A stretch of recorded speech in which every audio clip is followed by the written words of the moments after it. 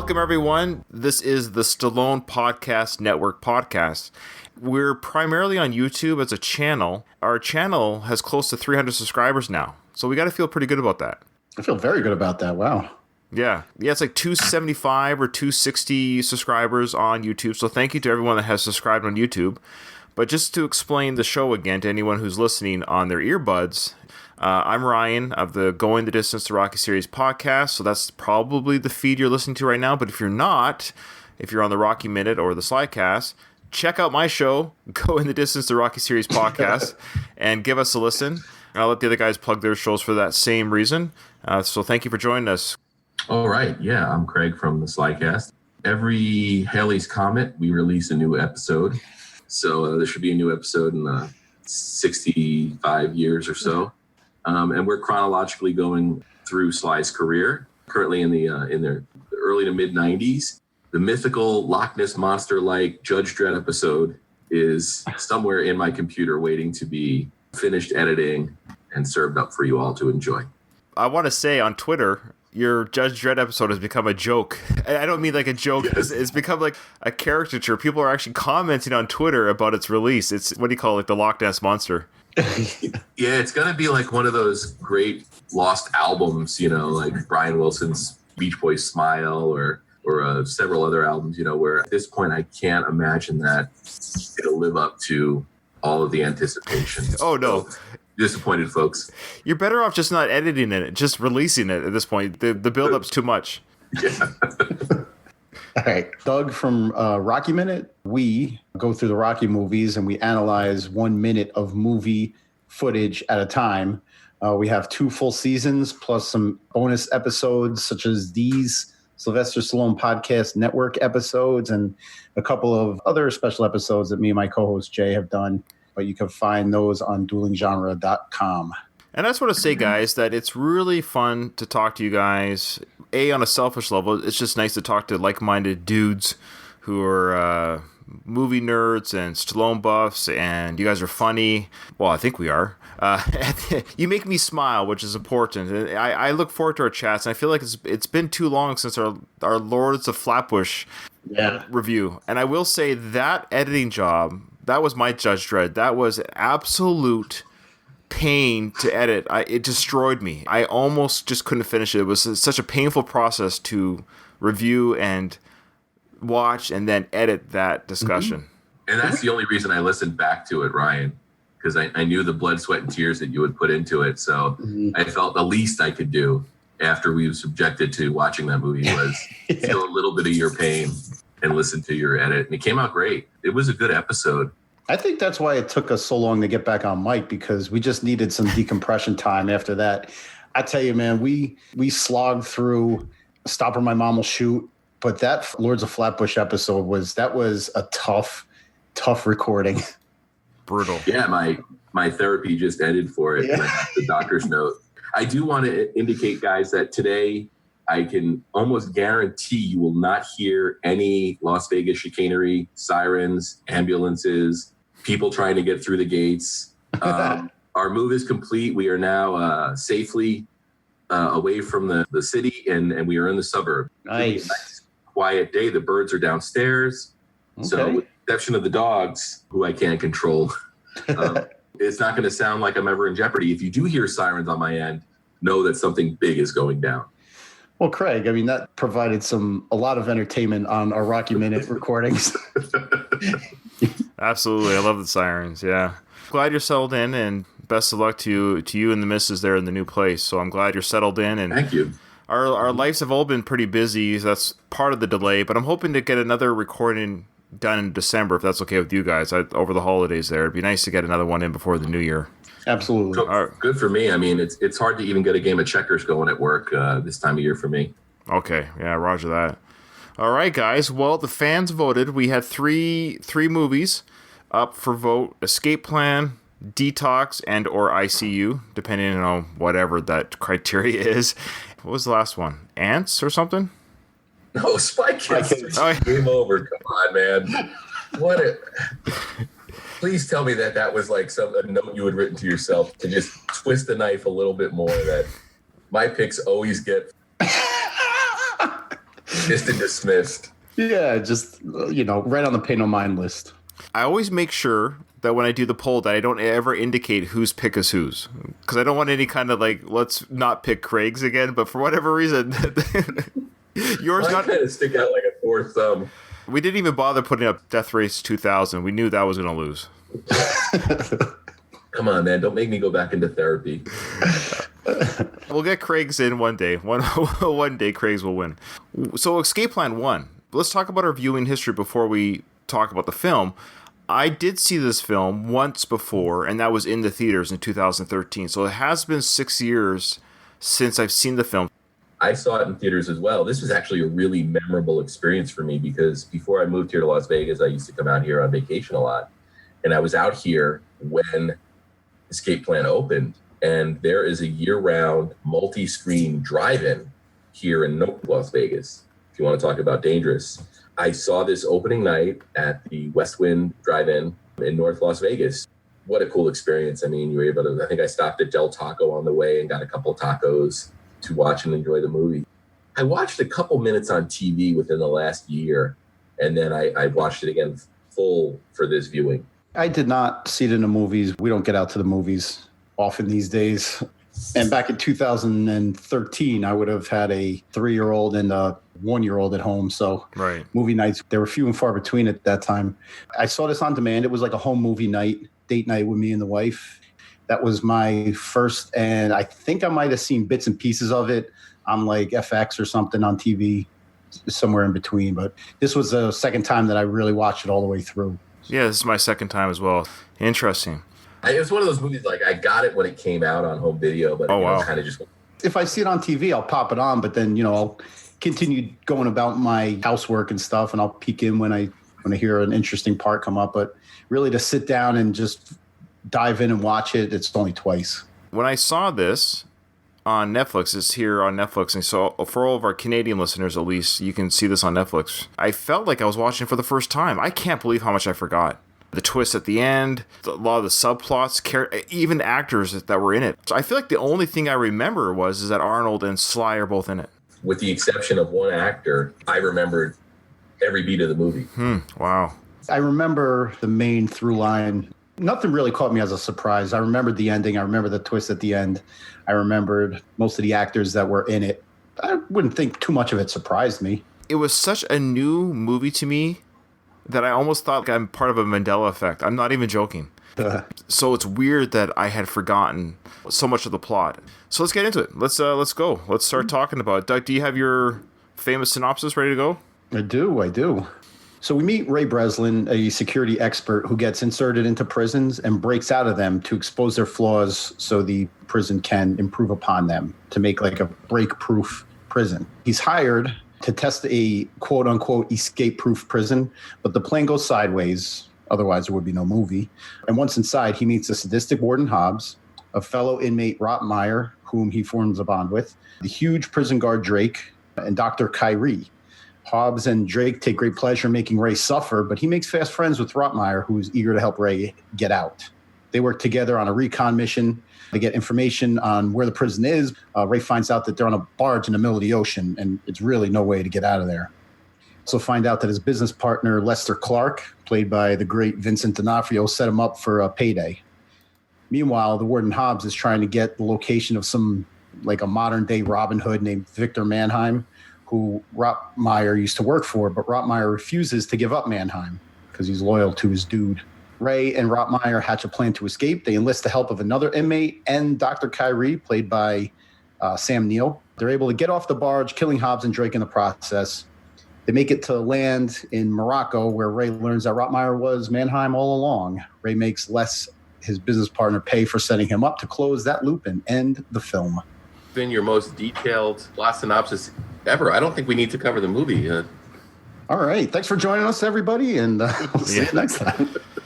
So the movie has a cold open.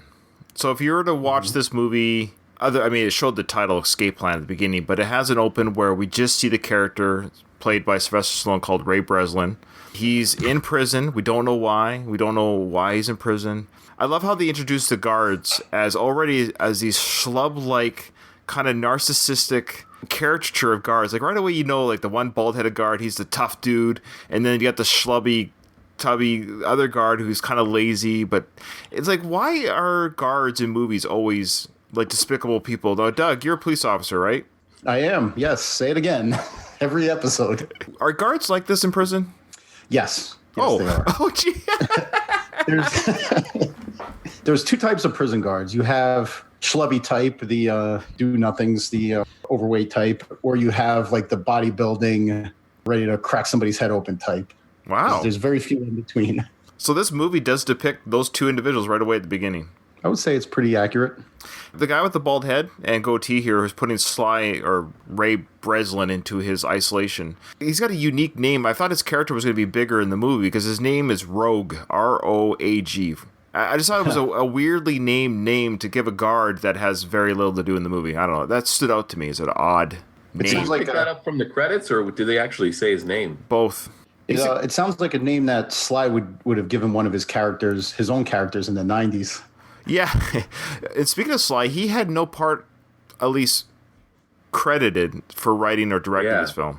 Because there were a lot of beats in this movie that felt like they had Sly's stamp on them. One example is the female character on his team invites him to dinner, and he references how bad her cooking is. And at the end, they do a callback to that. That totally felt like Sly to me. What's that? Job offers. No, maybe later. Why don't you and me have a very special dinner? I'll cook. Haven't I suffered enough? Oh, jeez. And that's the ending of the film, folks. So if you haven't seen this film, and that is the end of the film, with a movie starring Sylvester Stallone and Arnold Schwarzenegger, you'd be like, what in the world? Wouldn't it have been great, though, if the sequel was them just having dinner instead of that, from what I understand, abomination that we got? It probably would have done better. Ray Breslin, he finds himself in a security prison, and right away we see him looking around, observing. It's obvious as an audience member, we're already seeing him noticing the small things, the smoke breaks, the layout of the cell. He's feeling the walls and looking at all the rivets, just every which way one might figure out how to escape. And of course, we as the viewer, and rightfully so, because we're normal human beings, we're looking at this as like, there's just no way out of here. He's looking around for a way to get out and finding out how to get out of this cell. Are you thinking to yourself, there's any way I could break out of this prison? No. It just seems like a lot of work. You have to memorize guard rotations and cigarette breaks and stuff. And it was completely dependent on it being next to a fire station. Right. I mean, that's not really a flaw in the design of the prison. It's more a flaw in location. In his escape plan, in this initial part of the movie, that does factor in. I guess it is a flaw in security expert Ray Breslin's eyes. Do you guys remember what this was originally called? And they say it in the movie at least twice. The Tomb. Yes. Oh, the Tomb, yeah. Because that's referring to the big prison later, yeah. This opening sequence is a little bit ridiculous. Are there prison cells like this, number one, Doug? I've never seen one with these spanning ceilings. There are isolation rooms and stuff, but I don't know. I've never seen a cell quite like this. The walls are like 30 feet high. Yeah, I've never seen anything like that. I really, really enjoyed this opening sequence, though. I think it adds to the movie. If you had just done a cold open where you establish that he's a security expert and he's being charged with figuring out how to break out of the tomb, I don't think the movie would have worked as well, because getting to see him in action prior to the main mission, if you will, for me at least, it made the movie infinitely better. You know what? It's kind of a contrast to Lockup, too, because at the beginning of Lockup, you're led to believe he's a free man. Yeah. But he was just a prisoner on furlough. And here you're led to believe that he is an actual prisoner. This is his job. He's a free man working. What's he doing here with the toilet paper? Can you remind me? I don't know why he rolls up so many pieces of it, but he jams it in the right. in that little door so it can't latch. Thank you. That's where right. he gets his food from. Yeah, so what we're seeing here for our listening audience, of course, which is everybody, we're seeing like basically a montage of the daily life of quote-unquote prisoner of Ray Breslin, and he's taking whatever he's given, whether it's toilet paper, food items, and how these items can thus be used for his eventual escape. And then he's going to actually escape. Even we as an audience are like, how did he do it? Like a Houdini trick. And then he goes back and explains it, and that's where we find out that, yes, he works for the Federal Bureau of Prisons to figure out how to escape out of unescapable prisons. I know this is a movie, and I'm not looking for flaws. Right away, I'm thinking, isn't there a way they could do this without impersonating a prisoner? Yeah, how about you just bring him in as a consultant and you go through every inch of the prison and he points where the flaws are? Exactly. Do you think that one of the main things is the personnel? Their habits and stuff like that? Yeah. If that's the case, then they just have to train the personnel. That's part of the consulting, is he'll say, look, they're doing their rounds at the same time every day. Like, he would just go in and observe. I think when people know they're being observed, they don't act naturally. As a reality TV watcher, like Survivor and stuff and Big Brother, I've watched interviews of people who say at first they are that way. And that's why in those shows, their friendships break down because they start to become real people again. They get so used to the cameras that they start acting more natural again. It does get to the point where you start getting used to being on camera that you stop putting up an act. It's harder to put up an act for so long that you just eventually just become you again. Like, policies and stuff and laws are written after mistakes are made. You might not think that the prison guards' routine and the time of their rounds and their smoke breaks and stuff would be a problem until you actually see it. I mean, you'd really have to observe them over a long period of time. For the record, I did enjoy this movie. Like, I wasn't bored. I had fun watching it, but it's a very flawed movie. It's kind of based in a real-like situation.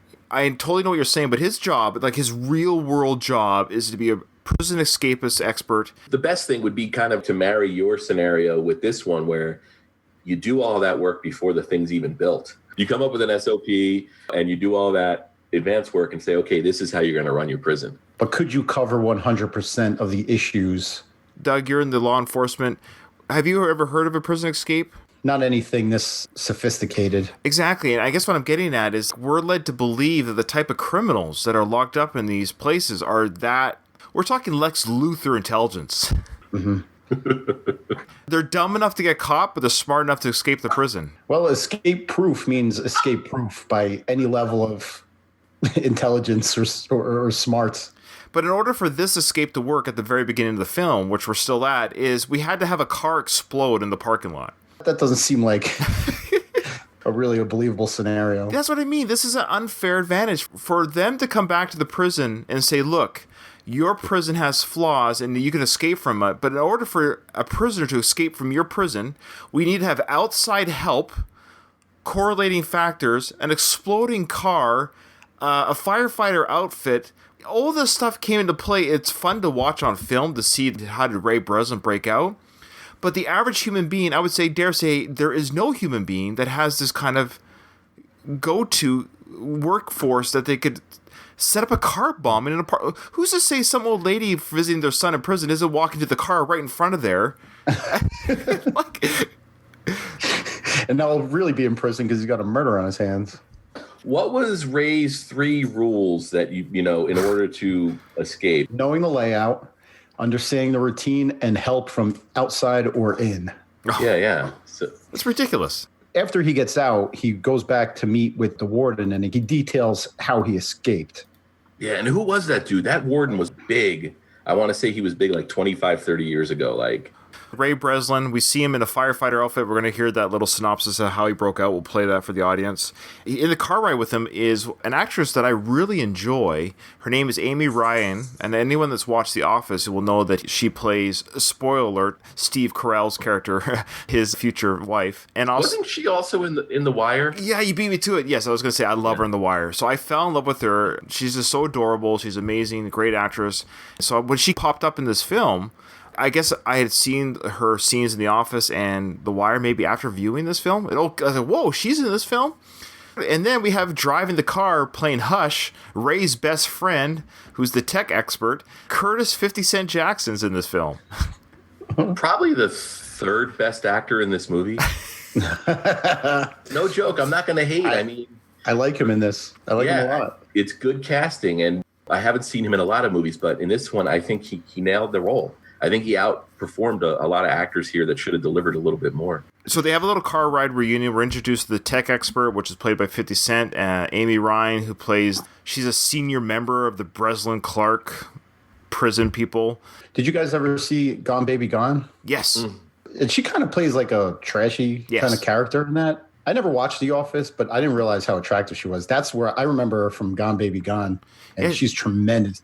She's 50 now, which is not a bad thing. I'm 44 for Pete's sakes. I'm just saying, I've watched her in films from 10, 15 years ago onward, and yeah, she's like adorable. I'm totally gushing about her because I just think she's really cute. I think, Ryan, you just started your coverage of Rocky Balboa. I think she would have been a great little Marie. Yes! Oh, yeah. Yes, you totally...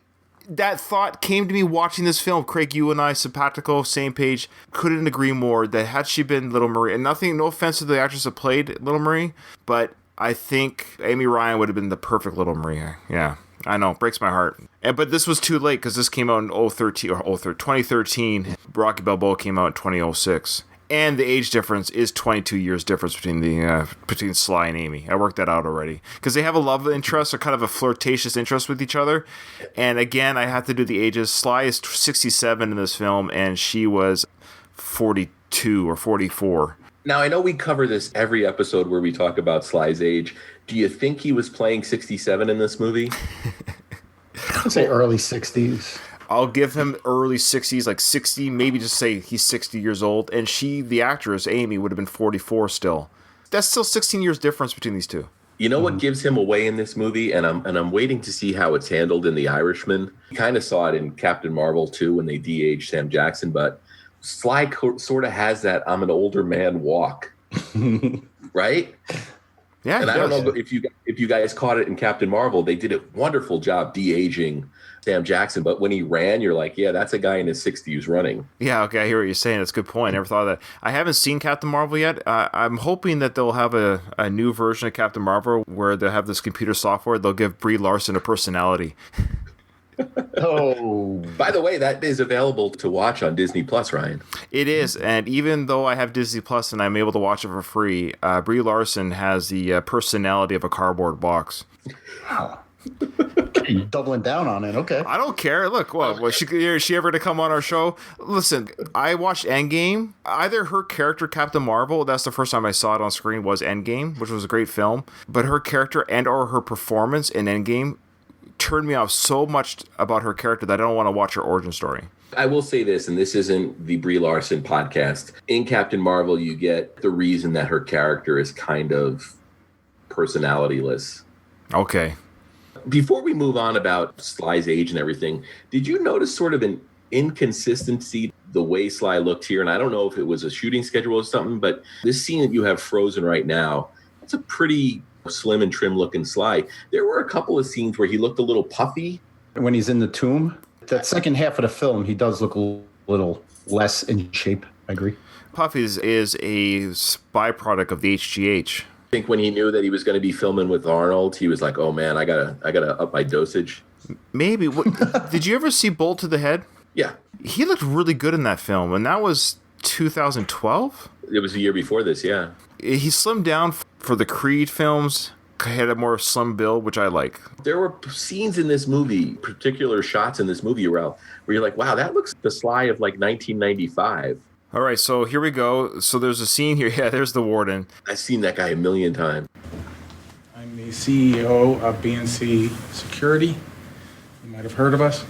No? All right, well, we're an independent security company hired by the Federal Bureau of Prisons to test the integrity of their maximum security facilities nationwide.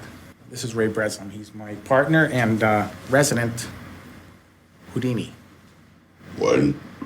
So that's Vincent D'Onofrio that everyone's hearing. Hamming it up as usual. Did you guys notice who he sounded like during this scene? Not Vincent D'Onofrio, that's for sure. He is channeling Heath Ledger's Joker voice. Oh, man. once you hear, you're like, holy smokes, he's doing a Heath Ledger impersonation, which came out about 5 years before. So we're going to find out how Ray does his business here. It says for the last 7 years, Ray's been doing this. So if we're going to go by real life age, he started doing this at the age of 60. That's a little past his prime, I'd say. But even if he did it, even if we say he's 60 now, he started doing this when he's 54 or 53. One of the people before Sly, they considered Bruce Willis for this movie. Yeah, so they definitely wanted somebody of a seasoned nature, somebody who's been around the block in whatever profession. And we'll find out later what Ray's profession actually was, which is really made me chuckle. For the last 7 years, Ray has been inserted into every maximum incarceration facility Okay, Heath Ledger. in the system. He is there to I'm picking that up. ensure that each and every one of them is 100% escape-proof. And apparently, yours wasn't, and he got out. Ta-da! See? Okay, fine. Oh, yeah. I suppose you're going to tell me how you did it. Think he wants to know? Doesn't seem like it. Okay, well, of course he's going to want to know how they broke out. I think that was meant to be slight insult to the warden. It seemed to me like Ray thought that the warden was part of the overall problem with the prison's escapiness. Okay, Well, I mean, maybe if he was a little stricter with his men and how they took their breaks and stuff. maybe. The leader of the CEO of a place that was just broken out of, he doesn't want to be the guy to admit that there was something wrong with his prison. So he'd rather just stay blind to it. But why were they hired? Are people breaking out? No, thanks to them. No, stop it. You know what I'm getting? Was there any need to make Vincent D'Onofrio's character like a germaphobe? It's There's no payoff.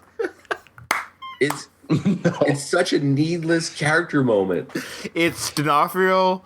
He just hams it up in everything he does. He looked at the script, he's like, this is so boring. Like, the film itself is not a bad little escape plan, double twist, double cross, whatever type film. I get it.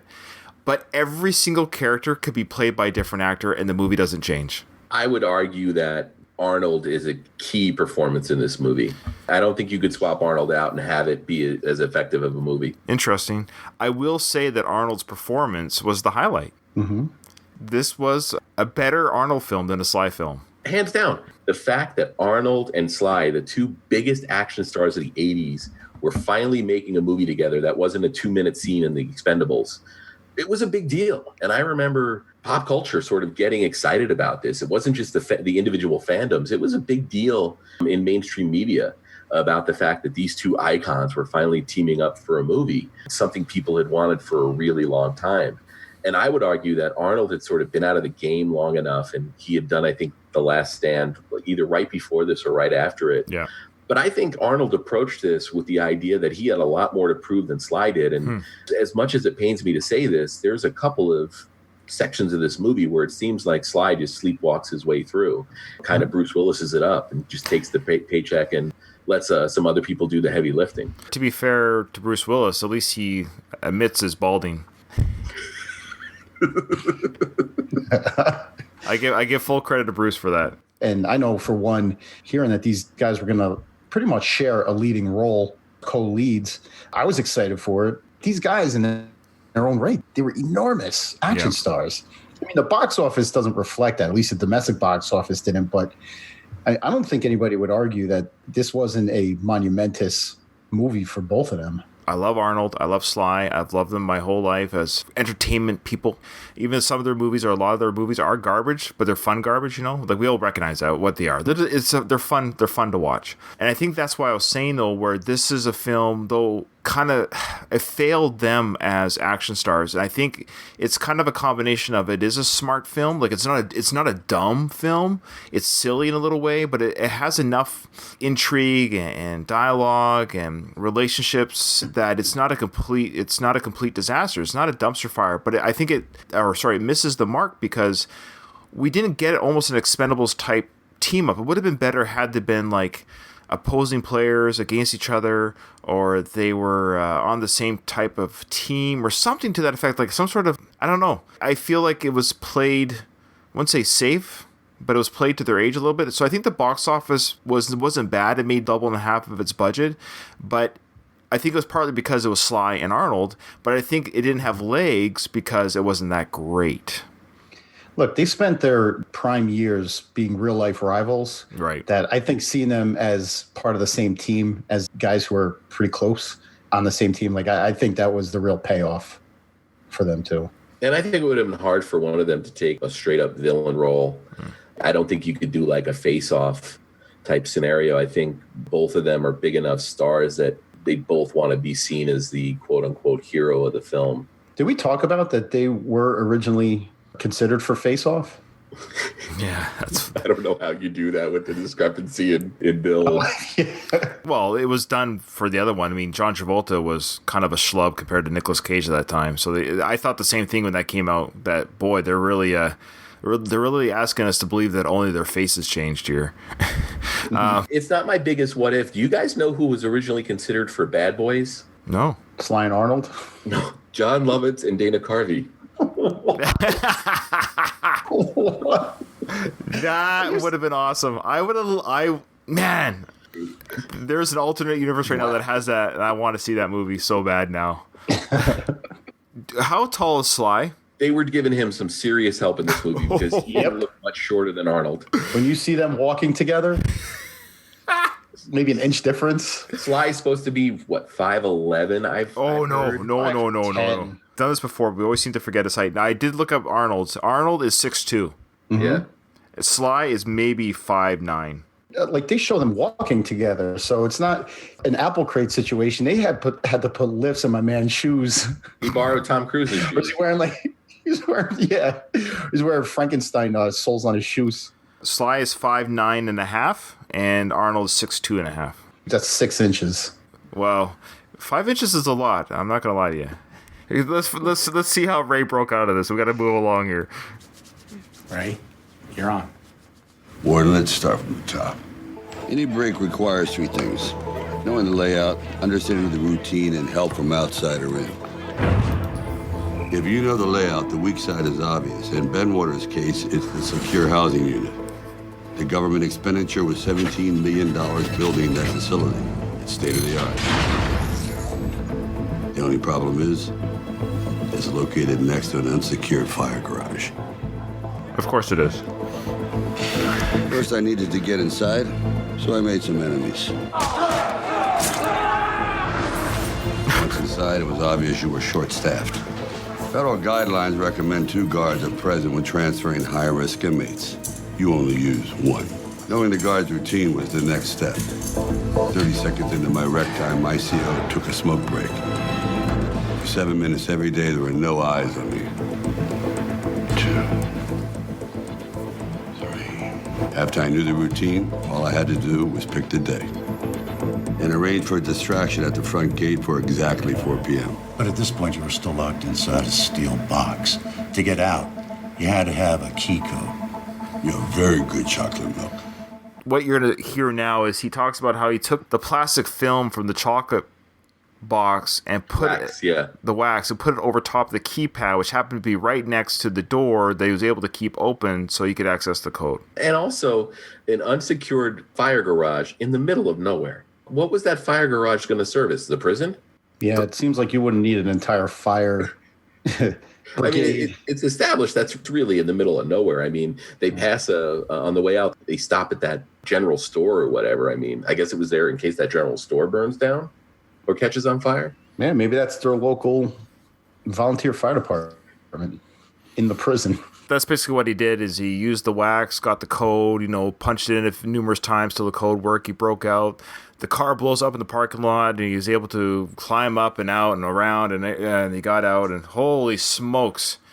He got out. You would have to have genius-level type of thinking to even come up with the plot to write this, let alone do it as a real human being. And Amy Ryan wears a disguise for no reason. Yeah. True. Good call. That's true.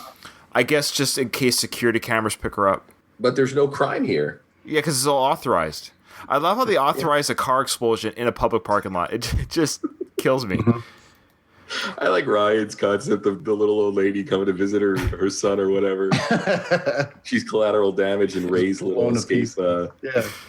This eats up a lot of screen time. I mean, this movie clocks in almost 2 hours, but I really felt that this 20 or so minutes really adds some importance to this movie. It makes when he goes to the tomb a little bit more, you're like, okay, well, this guy obviously has a skill set.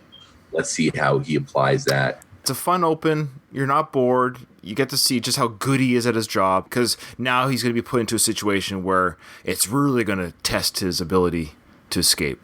So now they're at a meeting. So all the Vincent D'Onofrio, Amy Ryan, 50 Cent, Sly, they're all together at this conference table, and a new contract's come in to set up basically the story for the movie now, to give them a job that's going to be off the books, off the record. It's going to be dangerous. They all feel uncomfortable about it, except for, of course, D'Onofrio's character and Sly, because it's a lot of money, and they want to take. He likes the challenge. He likes the money.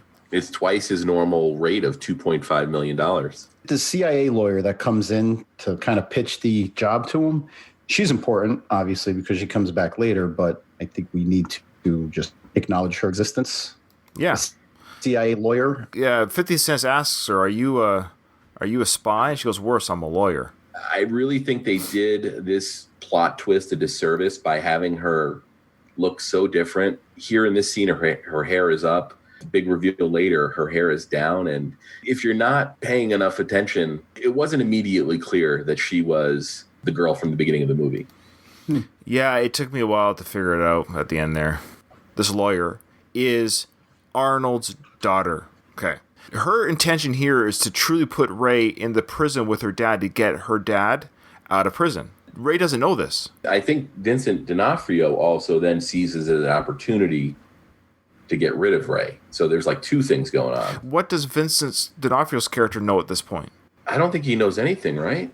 No, I think he just sees an opportunity to get rid of Ray and get this contract money. His end game is given a job as like the CEO of the tomb. So he sees an opportunity just to get rid of his partner. And she's there for her own reasons to get her father out. I had a hard time following who's who in the zoo sometimes. I got a little bit confused, like who's working for who. Mm-hmm. Mr. Breslin, after ending extraordinary rendition, the agency is looking for alternate situations for incarcerating the sort of people who commit acts so despicable they are best, well, how can I put it? Eliminated? Disappeared.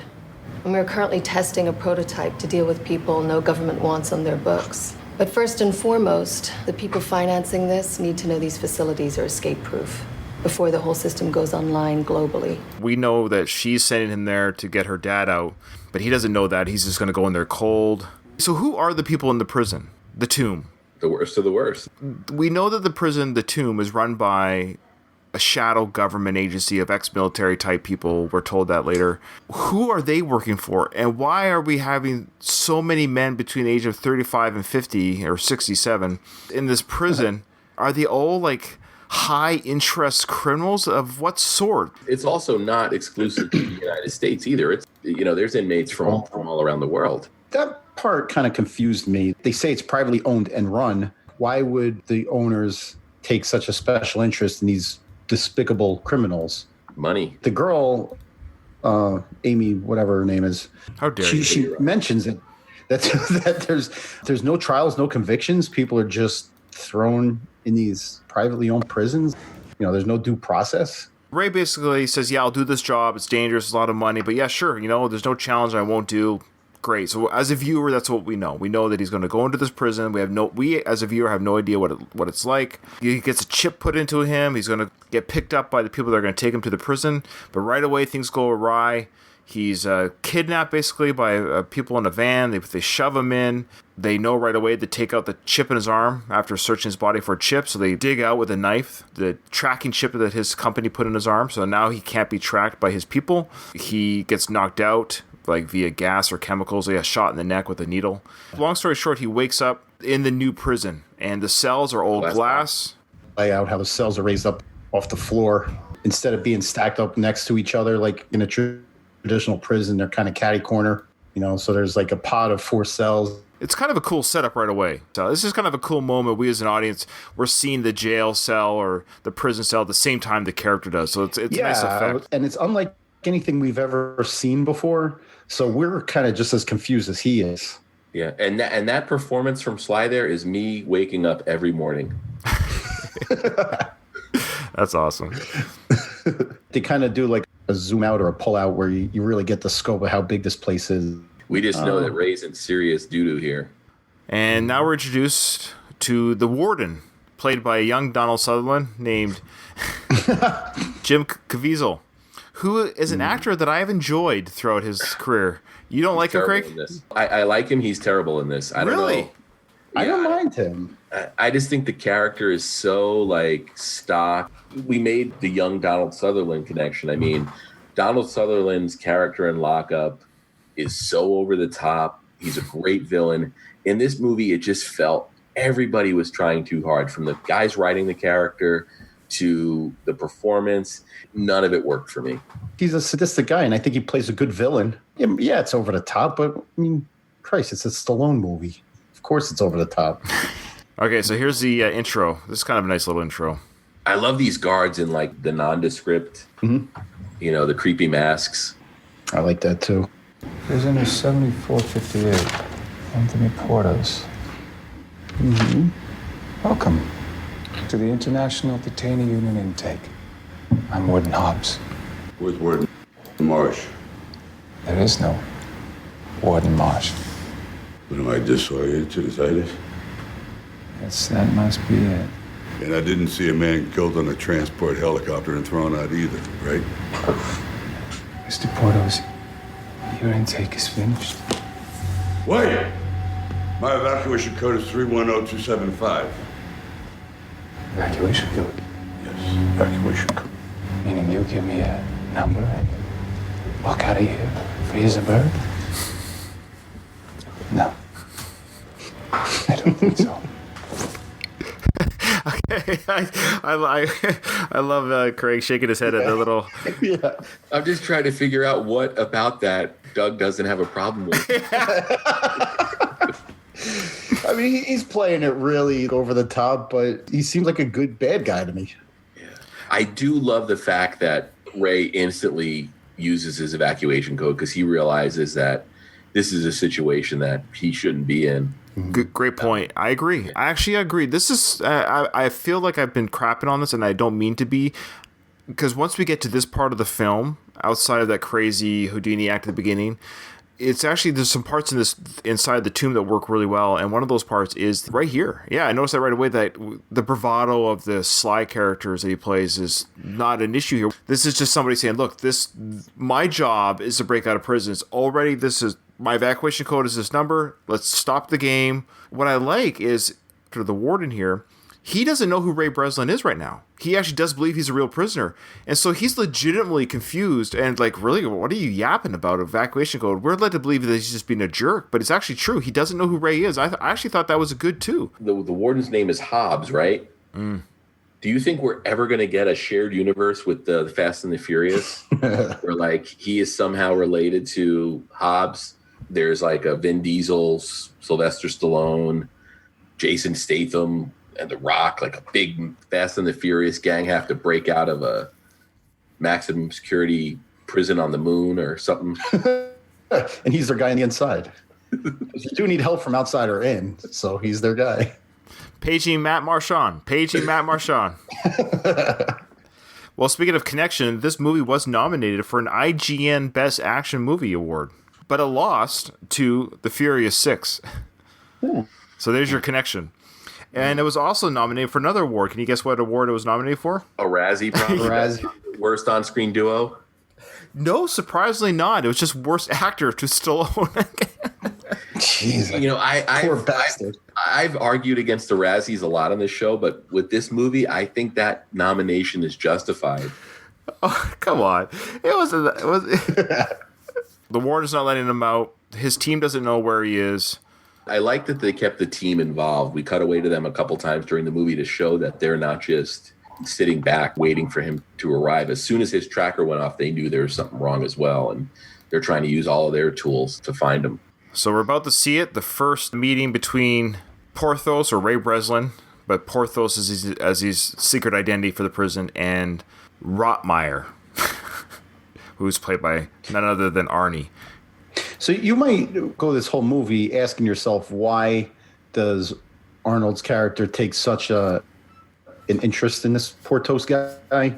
Is because the name Portos is his keyword. I like that detail. Yeah, I agree, Doug, because when I first saw this yesterday, and we see the Arnold character take an interest in the Sly character right away, I felt like, oh, they're doing this because it's Sly and Arnold. Mm-hmm. And so I automatically felt that. And I felt that way through the whole film, that their relationship was too contrived. And I was payoff at least. Yes. And when the daughter reveals that, no, your secret identity was a code word to my father, that you're the one that he needs to contact and use you as a tool to get out of this prison, it actually retro acts the whole movie. The payoff is actually to watch the movie again, knowing.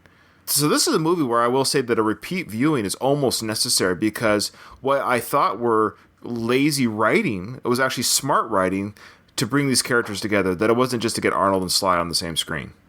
Right, because Rotmeyer was all too eager to put himself in the box and get beat up by guards and the warden and everything, but there was a reason why. As a first-time viewer, in my eyes, I forgot everything. I thought, boy, this character that Arnold's playing, he sure loves Sly. I thought it was just to represent their off-screen friendship, but no, it actually serves as a story purpose. Yeah. And I love his introduction here, where these guys are about to rough up Sly, and Arnold comes over and says, leave my little buddy alone. His reveal is cool, too, where we see him from the back first, and then it pans around to his front. Glorious goatee. Yeah. Arnold looks great in this movie. The Arnold has aged well. And not that Sly hasn't, but I think Arnold's done less work on his face. Agreed. Mm-hmm. He's still got his eyebrows in their original position. They didn't move his eyebrows. It's a little bit of a Terminator sound. It's time. Back away. Puertos. Rottmeyer. Emil Rottmeyer. Really not much in the handshaking mood right now. Okay. Your name. The Fourth Musketeer. It's a good name. Why are you in here? Why do you care? I used to work security for a guy by the name of Mannheim. Victor Mannheim. Have you heard of the name? Mannheim, let me see. No. He's a genius. Really? He has this habit of taking money from the rich and giving it to the poor. So there we go. Now that I'm watching again, he's talking about himself. Yeah, that's why he uses the word genius. It's great. Yeah. He knows that Porthos is the nickname of the guy that's going to get him out of prison, but I guess he's trying to fish to find out, does he know anything about me? Mm-hmm. Yeah, another thing he seemed too eager to do was talk about the Mannheim guy. We know now that's him, so he wants to know what is. I guess he's trying to find, what did his daughter tell him about him? And now he's finding out, okay, he doesn't know anything about me. Yeah. We're starting from zero here. Yeah. You've heard that story before. I've heard that story, yeah. Now they try to find him. But I'm not going to help them. Okay. So, Porters, don't get killed. If you say so. Ask them to kill the guy in here. They let his body rot for 3 days. Oh, and they canceled the prison dance. Wouldn't want to fuck up the prom. Round goes to Arnold there. So there you go. So for our listening audience, hopefully that makes sense. Is that Arnold is two characters. Ironically, so is Breslin, or Sly's character. It's funny how they're both playing two different characters. Arnold was great in that scene, though. I mean, Arnold really brought it in this movie. This scene was a great introduction, and right out of the gate. And his best is yet to come. Yeah. So Vinnie Jones is in this film playing a baddie. I was like, love this guy. This might be my favorite Vinnie Jones villain, just because of the way he goes out. He was great in Lock, Stock, and Two Smoking Barrels. He was a good bad guy in that one. He's a big Guy Ritchie guy, right? Yeah. Yeah. Like Snatch. He's not around anymore, right? I mean, I haven't seen him in probably since this movie. Didn't he do one of the Punisher films? Was that him? No, that was the other dude. What do you call that guy? Forget it. Forgotten. Thank you. So we see the warden working on a pet butterfly, or painting a butterfly there. Another useless character moment. I don't care that this guy has a sensitive butterfly side. It's a nod to the film Papillon. That's French for butterfly. Heard that too, but I don't see the through line. Is that a prison film? Yeah, Papillon with Dustin Hoffman and... I keep saying it, and I still don't... No, it's like a Dustin Hoffman and who's the other dude that did Bullet, the movie Bullet? Steve McQueen? Yeah. I always thought it was Papillion, so that was my takeaway from today. I learned how to pronounce that movie correctly. Yeah, it's French. Papillon. Right. You didn't know it before you moved to Quebec, did you? I knew how to pronounce it. Gee. You guys are just America. Papillon. Papillon. Papillon. 2 tickets to Papillon, please. This is about as useless as the, germaphobe Vincent D'Onofrio. Yeah, the butterfly thing, because there's no payoff to that either. Yeah. I like how Ray isn't instantly sort of on board with Rotmeyer? Yeah, Rotmeyer's sort of olive branch or, wanting to be buddies. Mm-hmm. He kind of, though, not confides in him, but he trusts him enough to say, I need to get into the solitary confinement area. Yeah, I think it's also an aspect of Ray's been in the game long enough to know that you have to use every asset that you can to get what you need. We also kind of see that Ray really wastes no time in putting his plan into trying to come up with a plan. Yeah, well, I think he knows the longer he's in here, the less chance of him getting out there is. Mm-hmm. Both Arnold and Sly's characters are talking about getting Sly into isolation. Right. And so in order for that to happen, they have to have a fight. They have to throw punches at each other because in prison, having a fight and causing chaos gets you thrown into isolation. That's your standard.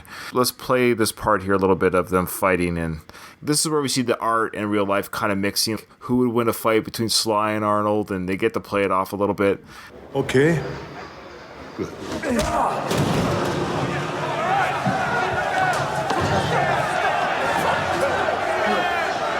That's a favor? Well, sometimes favors hurt.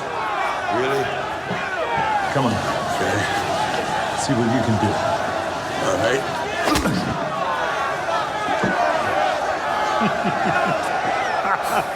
You hit like a vegetarian. Sly's character, Ray, punches Arnold. I'll give Sly credit because he's not afraid to be self-deprecating a little bit.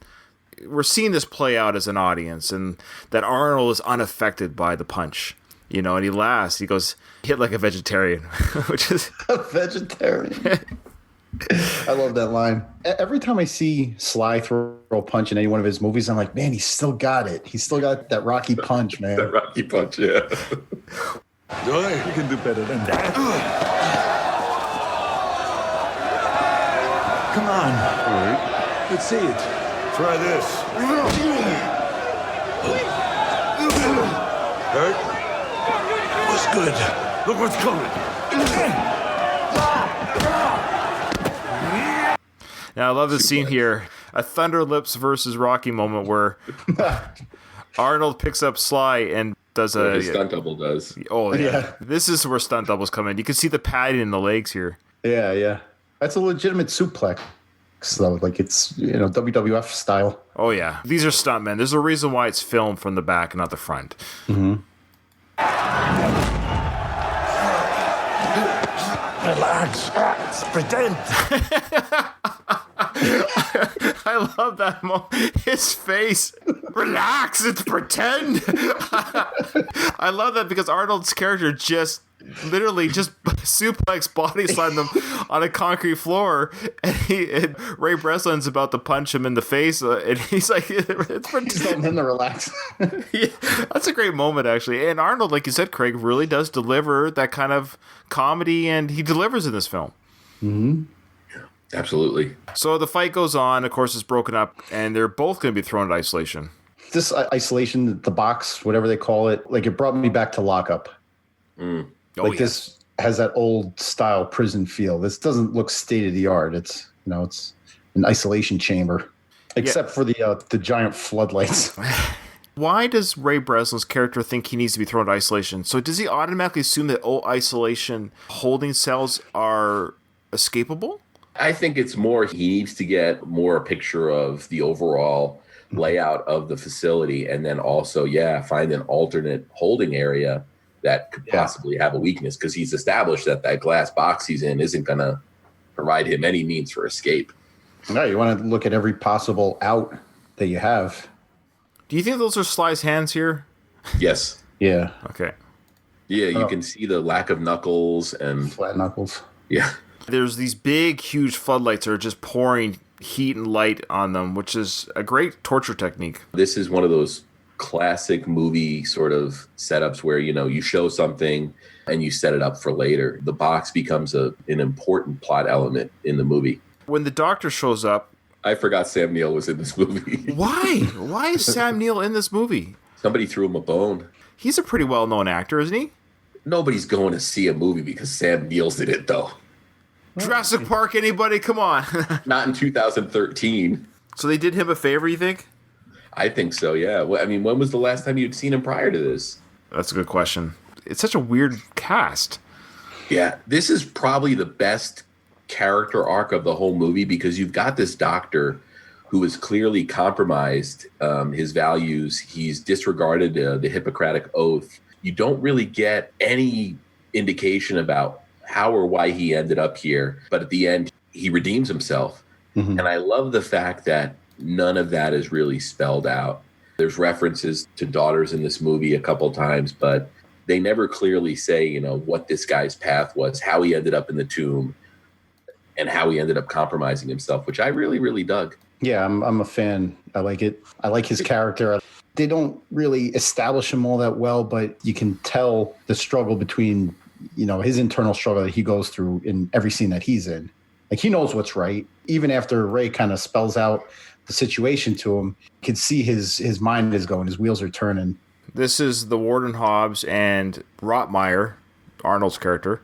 He's going to tell the warden where Victor Mannheim is, which is, of course, that's Rotmeyer. So he's playing with him to buy some time and to find some metal that he knows is on the floor in this room that Ray needs to do whatever he needs to do with that metal. So that's kind of the setup here. He gets waterboarded more or less later in the sequence. But this little interplay here, he's going to draw a map. So he's asking for pen and paper to draw a map to where Victor Mannheim is. And we as an audience know that's going to be something, but I think it's a fun little interplay. The drawing? Yeah, we'll have to describe the drawing after it's done, but let's hear the interplay. 10 seconds. Where's Victor Mannheim? You know, to many people, he's a hero. 9 seconds. You have a pencil and a piece of paper? 8 seconds. I could draw you a map. Of what? Where you could find him.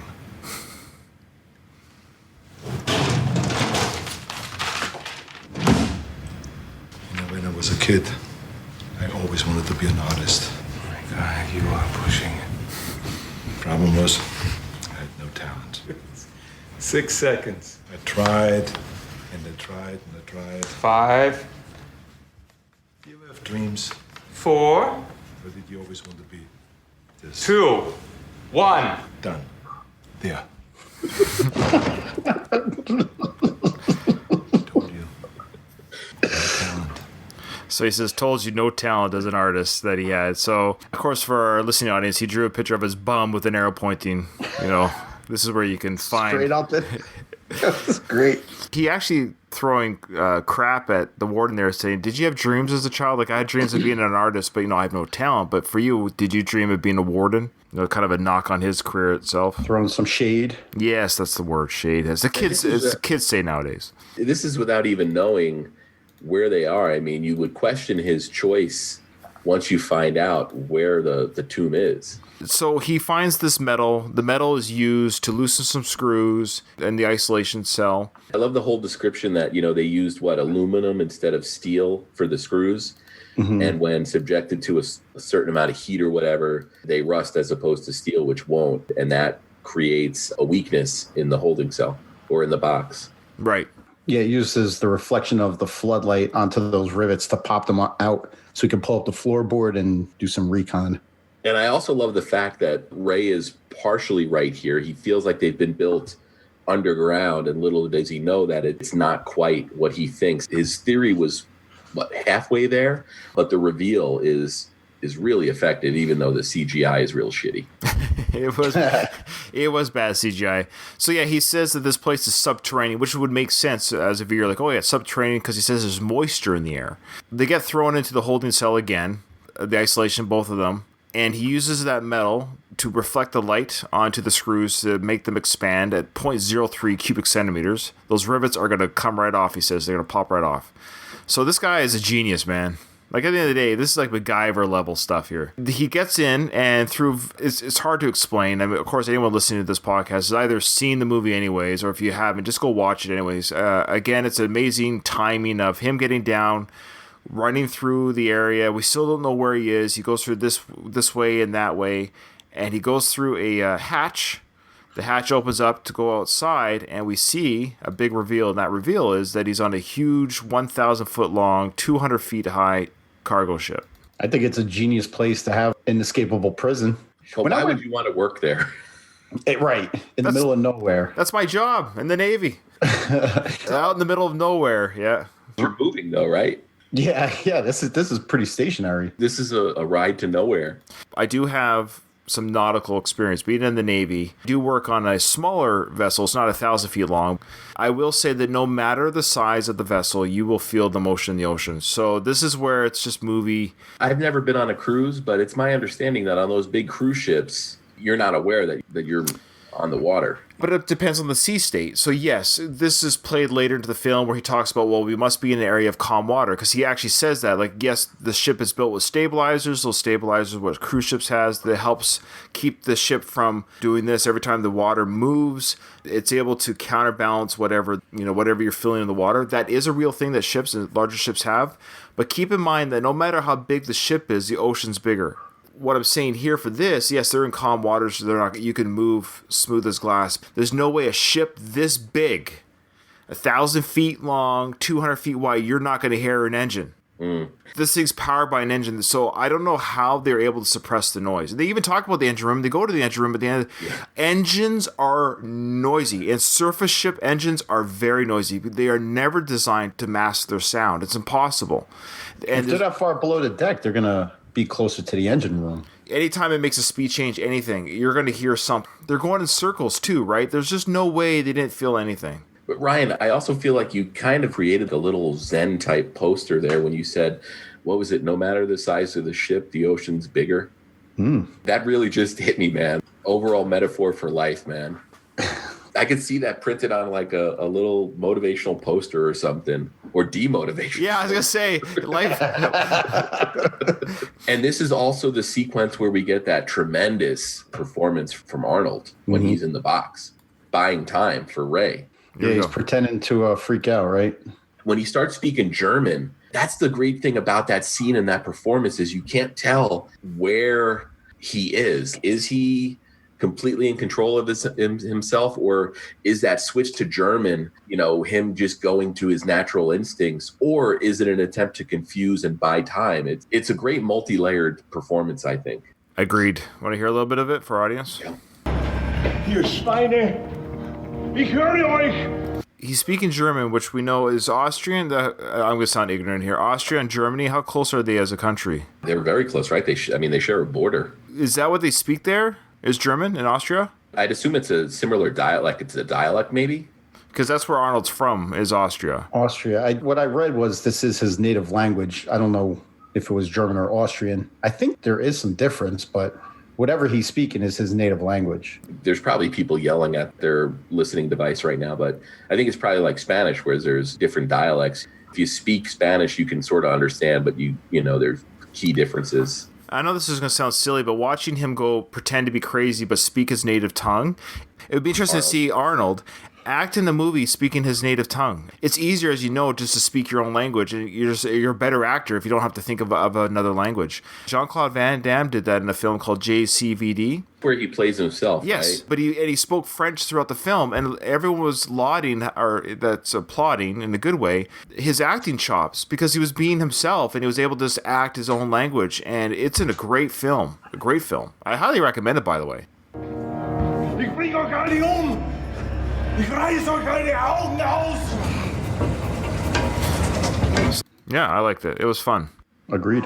It's at the point where Ray realizes that you're going to need that third component where you're going to need help from the inside. Oh, good catch. I didn't even make that connection. Oh, really? But I just watched the movie as it progressed along, forgetting that callback of the 3 things you need.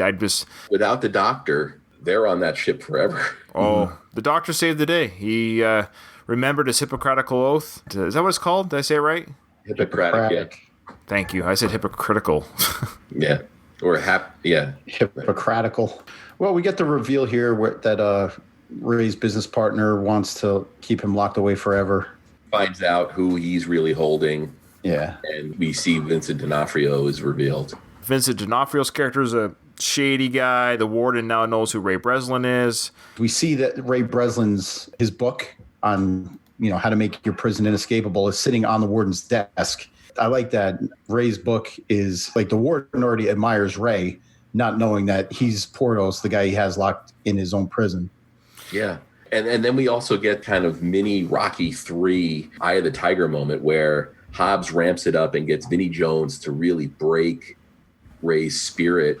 He doesn't allow him to sleep. You sort of get Arnold in the Apollo spot, being him motivated and saying, hey, you got to keep it together or else we're not going to get out of here. I really like that. We see Ray come through the other side. Yeah, you got to believe this torment has been going on for like a while. It's not just a day or two.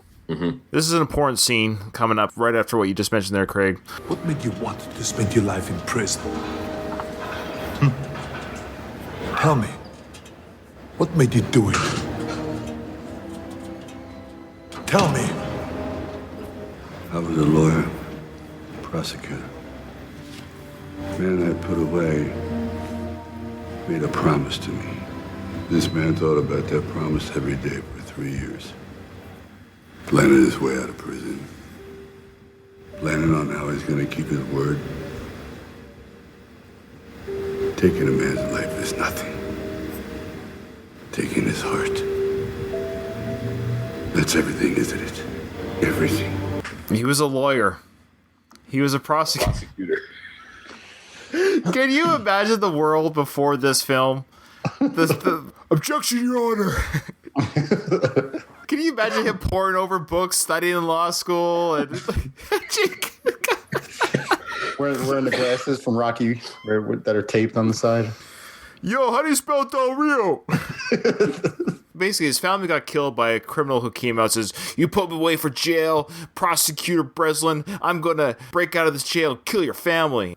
They showed a tremendous amount of restraint here because all they do is show like a drawing in Ray's desk that says Daddy, and it's obviously a kid's drawing.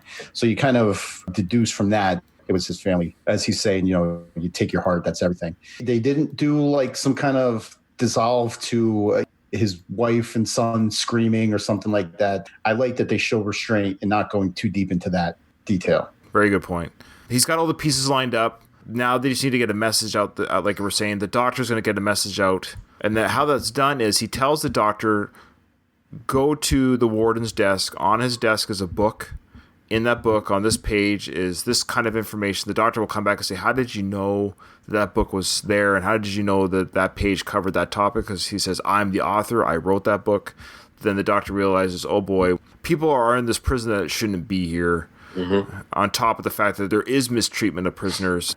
We don't know much more about the doctor other than that he does work here on the facility as a prison doctor, which every prison has doctors. But now he's realizing this is a corrupt institution more than ever and decides enough's enough, sends out the message to get the outside help from Arnold's people. Yeah, and then we get the ticking clock, which is sort of essential in any movie like this. They need to be surface level at a certain time, or else this helicopter will show up and just leave. Do we want to gloss over that instrument they made to get to see where they are in the hemisphere? It just shows Ray's sort of knowledge, and he builds a way to get half of their coordinates. I do like how they bring in this third character, the Muslim. They realize they need to bring in a third guy to sort of help them escape. I think it's a great character. I kind of feel like in 2013, he goes out the way he does as sort of, I don't want to say if it's woke, establishing that, hey, Muslim guys can be heroes, not the bad guy in a movie, which I kind of appreciated, but it seemed like it was a little bit of a 2013 social justice sort of threw those people a bone. And he was pretty yoked, too. Yeah, when he took his shirt off, I was like, wow, this guy, he's put in some time. He must have heard that he was cast against Sly and Arnold, which has to be like a huge thing. And he was like, damn, I'm going to have to step up my gym game. So, the instrument they use is called a sextant. They made it out of whatever they made it out of. Now, it's kind of silly. It just figures out what side of the world they're on. You do need the horizon to make this work, by the way. So it's kind of a film flub because he's inside that cell. He only had the vision of the sky. In addition to that, Ray just uses a bunch of movie math to figure out that they're off the coast of Morocco. Yeah, that's how he deduces this. Is kind of 70 degrees, 22 minutes. We're in horse latitudes, calm water. North and south. Water goes counterclockwise above the equator, so we're north. How do we get the longitude? He brought a new fish in yesterday. He said it was November 20th. We got warm rain, warm air at sea. November. Now you're building a secret facility. You're putting it on the water. You're at 30 degrees north latitude because you want to avoid rough water. So you're going to want to stay away from the Caribbean and the Pacific, say east of the China Sea. I was a bad man. I said we could be off the coast of Morocco. There you go. Lots of deductions. Not bad. Not bad, Ray. This guy's a freaking genius. The amount of knowledge that he has as a 7 years ago, he was a prosecution lawyer. That's his background, not even in the military. All this information he has is from 7 years of breaking out of prisons. He knows where to find yourself on a global map with a couple degrees. Right. Hey, when you're going to do something, do it all the way, man. Oh, it's insane. So he enlists the doctor to get word out to Rottenmeier's people. Yeah, that's the last piece of the puzzle. They stage a prison riot. I love the fake out here where Hobbs gets faked out because he's watching Ray on the camera and he sees him tapping out a message and he goes to Ray's book, which should have really tipped him off that he was being played.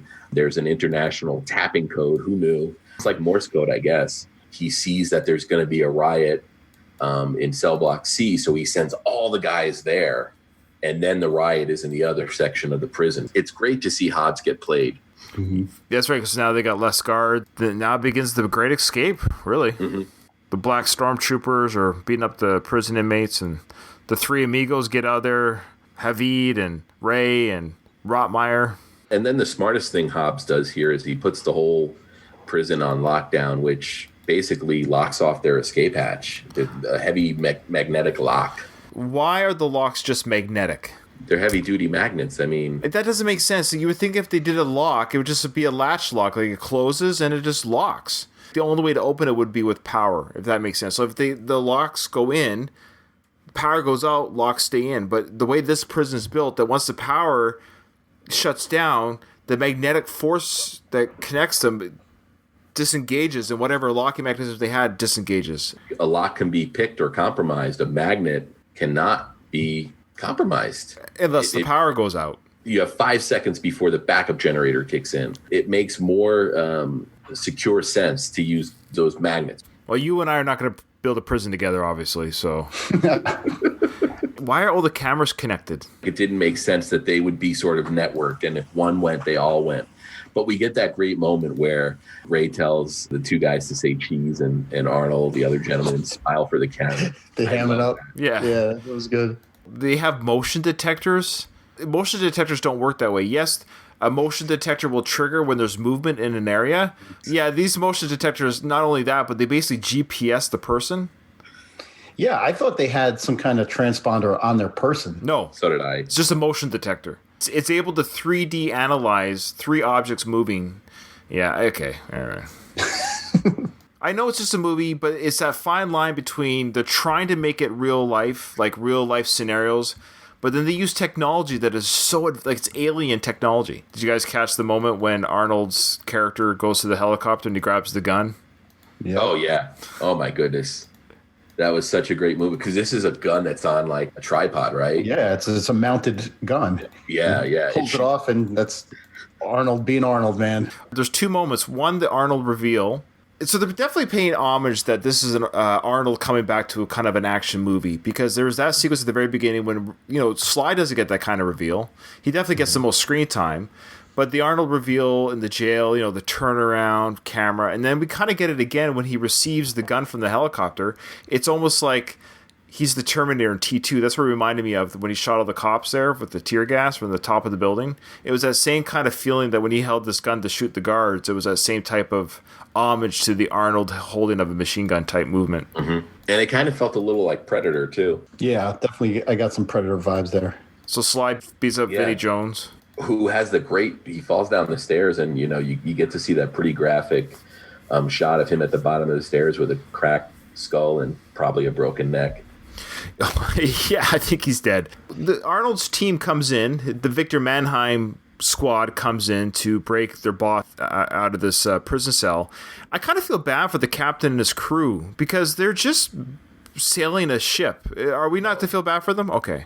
All right. It's kind of like that argument that they made in Clerks about the Death Star and the contractors building the Death Star. Mm-hmm. Same thing. These guys had to know. I mean, there's masked armed security guys patrolling the upper levels of this. They had to know that they were getting paid dirty money. But what I love then is that the captain's wearing like a captain outfit. Like if this is really a shadow, it doesn't make sense. It's like I'm working for a shadow organization that's mistreating prisoners in the middle of the ocean off the Moroccan gut. But I'm going to put on my captain's cap, my captain's shirt. I am the captain. Hey, he didn't go to captain school to not, get to wear his suit. Yeah, that's true. That's true. He's wearing his getup. I love how he calls down to whoever. We've got a situation here. Yeah, here. I overlook a lot of flaws of this movie because I truly did enjoy it. But the shit that I cannot overlook is when Ray's hanging off this helicopter by the ladder, Hobbs is shooting with a handgun from the boat and hitting the helicopter, hitting the rope on the rope ladder. Give me a friggin' break. Well, I'll go one further. The fact that Arnold spots Ray in the water as well, that's just such a fluke. If they were on the other side of the boat, Ray would have been at sea. Mm-hmm. In the open water. Their aim is incredible. Moving helicopter, moving ship. Their aim was amazing. I think Hobbs had a couple of lucky shots there. I think the ladder on the helicopter was just a complete fluke. That bothered me. Again, with Sly in the water to get picked up by the helicopter, how he gets there is really unimportant. Just watch the movie. So he gets off the ship. He escapes from the engine room, gets into the water. The helicopter that's manned by Arnold's character, they pick him up. You'll notice here that Sly uses his left arm because he again tore his right arm. In filming this? Yeah. Maybe a workout regime or something. He screwed up his arm again, and so he's waving with his left arm because his right arm is mucked. Oh, wow. I didn't know that. Yeah. And then he's grabbing the ladder by his left arm, too. See? Oh. He only one-armed it because he was literally that injured. I really don't feel like Hobbs's death here was as brutal as it should have been. Now, I know he gets incinerated, or I really felt like there should have been an up-close and personal dispensing of justice. Yeah, I thought that, too. I thought it was odd that classic 80s movie blowing up. It just gets blown up. Yeah, but then showing his burning body roll off the barrels, that was kind of graphic. Oh, I missed that. Yeah, you see him fall down. You clearly see that. It's coming up. I want to see it. Sly's character shoots all these, of course, there's explosive hazardous barrels right where he is, of course. Mm-hmm. They're all flammable. He's already punctured the flammable cans, okay? Now the material is running onto the deck. The kill shot's coming. Warden Hobbs knows he's about to die, and he kind of shrugs his shoulder. I guess I'm dead. Yeah, he goes, yeah. You got me. And I love how Sly's character knew that the next shot's the one that ignites. How come the first 5 bolts didn't ignite it, but the kill shot does? Boom. Oh, there's the body. I don't know how I missed that the first time. Okay. Love Arnold's line. Have a lovely day, asshole.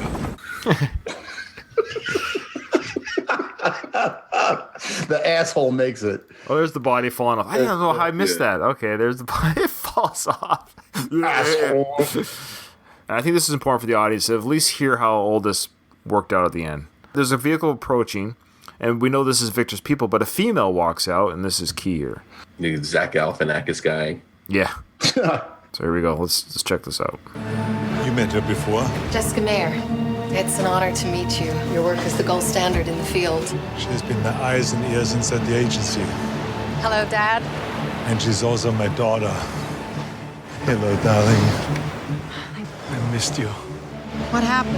Oh, nothing. Don't worry about it. You're Mannheim. Didn't see that coming. Should have. Yeah, he really should have, because he figured everything else out in this movie. Yeah. The first time you viewed it, did you know it was Mannheim, or were you just as... No. Okay. I've forgotten this part. You right up to then. How'd you do it? We have code names.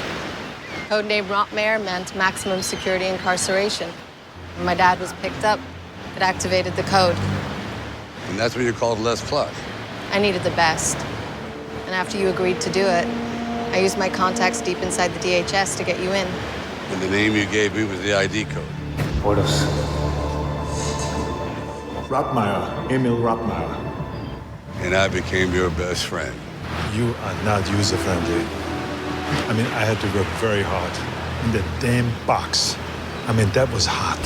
It did get warm, yeah. But it doesn't matter.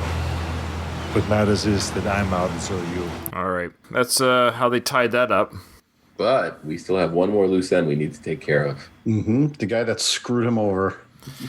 Yeah, they end up putting him inside of a car. He goes into his car. This is brutal. It's really hardcore. He deserves it. I'm not going to feel sorry for him. Craig, you're ruthless this episode. Dead captains on a ship. You don't care.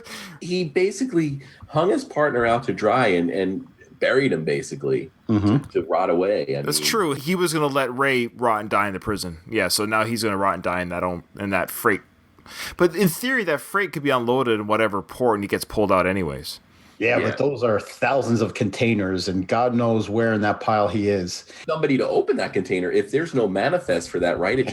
Craig, you're from New Jersey. I'm sure you've driven up the turnpike and seen those container fields along the Elizabeth Seaport. Mm-hmm. There are stacks and stacks, thousands upon thousands of containers like that, just stacked in a container field, Ryan, and God knows, when they get to them. Eventually someone's going to. Imagine the stink in there and the dead corpse in there. Ugh. Oh, yeah. They have more job offers at the end of the film. Abigail shows Ray Breslin, hey, we've got more job offers, kind of winking at a possible sequel, which we get. We get two of them. Two, maybe Ryan doesn't show up in either of those, although we do get Curtis 50 Cent Jackson back for both of them, I believe. Yeah, so Curtis Jackson, he's in parts 2 and 3, and so is Batista. Yeah, Big Dave. When are we covering those films? Well, I have to watch them first. I know they're both, at least here in the States, available on Amazon Prime. From what I've heard, part 2 is atrocious and part 3 was a little bit better. We'll get to them, I guess. I think Matt said that part 2 is awesome. So... Look at Ryan. Stop. Craig, are you saying that with a straight face? Come on. Yes. Well, come on. I'm just saying, Matt loves everything Sly does. It's hard to gauge anything that's good. I don't think Matt's got a bad thing to say about Sly regarding anything. He loves everything Sly touches is gold. Gold. Craig, stop it. He's the only one I've heard that said that movie is worthwhile, although I do feel like I kind of have to watch it close to having seen this one again, because it's probably going to be another 6 years before I watch Escape Plan again. So I kind of feel like I should watch the sequels in pretty close proximity. Okay, so this movie's not bad. It's fun. It's a fun watch. It's a little bit long here and there, but we have 8 minutes of credits, so already it's only an hour and 40 minutes long, so it's not too bad. Good side characters. Where it could have been bad, it was good. I even liked the Warden. I know you didn't, Craig, but I think Doug and I both agree the Warden's performance by Jim, I think it wasn't that bad at all. I think he was having fun playing it, so maybe I was just having fun having him have fun. It was nice to see him, because he always plays such serious roles, so it's kind of nice to see him ham it up a little bit as a bad guy. I think he was just enjoying being a bad guy.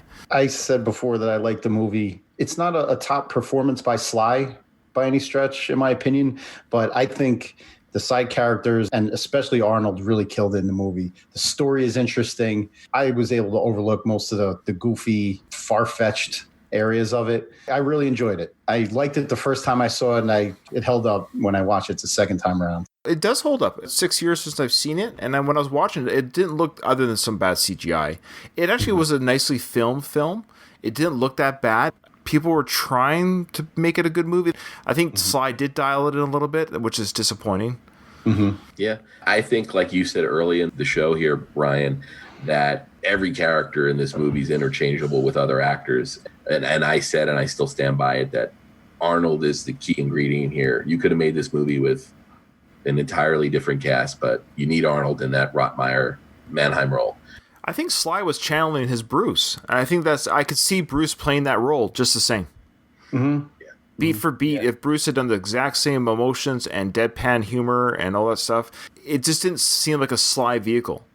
No. And I think the other thing is Sly was around this time, we talked about Bullet to the Head, which I think came out right before this.